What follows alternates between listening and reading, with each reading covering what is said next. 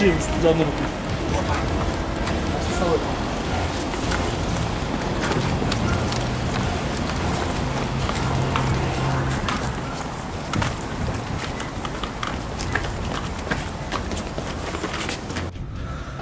Я Умарахунов Бахытбек Абдралиевич, 1973 года рождения.